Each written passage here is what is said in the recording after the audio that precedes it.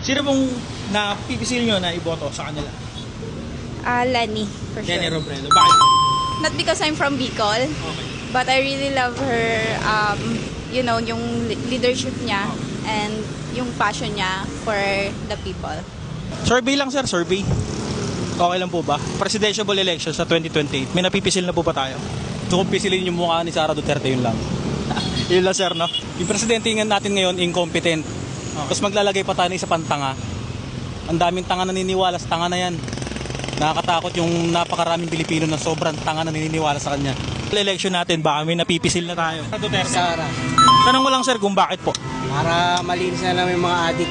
Sa mga adik sir, no? Madami na naman ba? Madami na naman eh. Sa 2028 election, may napipisil na po ba na gusto iboto? Lenny po. Lenny. Ikaw po ma. Lenny din. Pero pwede ko po ba malaman kung bakit? For good governance na lang. Ever since Election natin ng 2028, may napipisil na po ba tayo? Sara ako eh. Sara Duterte. Pwede ko po ba malaman kung bakit po? Hindi, ever since Sara. Taga Mindanao kasi ako.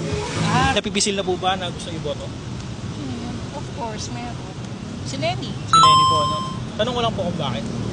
Siya yung, dapat last year pa. Ay, nung nakaraang ano pa. Dapat last election Yes, po po. dapat siya. Election natin sa 2028, may napipisil na po ba kayo na gusto niyo iboto? Makasara ako eh. Mga Duterte po kayo. Sige po, yun lang naman po. Thank you. Para sa 2028 presidential election natin. Lenny po. Pinaka-credible. Pinaka-credible, no? Maganda yung background. Sige po.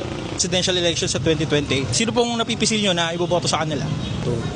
Si Rapi Tulfo po. Kasi mas maraming natutulungan na ano eh. Sa programa po niya. Sinong napipisil mo na gustong iboto sa 2028 election? Siguro si Rapi Tulfo. Si Rapi Tulfo. Kasi marami siyang natulungan eh. Oo, no, sa Sobrang dami. sa ano niya, program niya, no? Oo. Sino pong napipisil nyo? Patay! 2028 pa naman. DDS na eh. Sara. Sara tayo, Sara. Sara. Sa presidential ball ng 2028, baka may napupusuan na po kayo. Sino gusto nyo iboto? Ay, si Sara. Sara Duterte. Opo. Pwede po malaman kung bakit.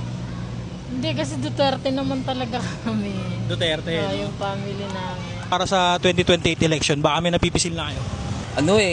Duterte ako kasi taga Mindanao ako. Mindanao po. Yes kayo. Sa presidential election natin, baka may napipisil na tayo na gustong iboto. Doon kayo, yung boto. Ano kami? Bicolano. So, Lenny po. Matik po yun. Sulit kami. Kabayan namin. Kababayan Hindi niyo namin po. pwedeng pabayaan yung probinsya namin. So, I'm support of Bicolano. Okay po. Yun lang naman po. Thank you po. Pipisil na po ba kayo na gusto mo natin iboto? Oo naman. Sino? Pwede ko malaman kung sino. Si Liane gusto ko.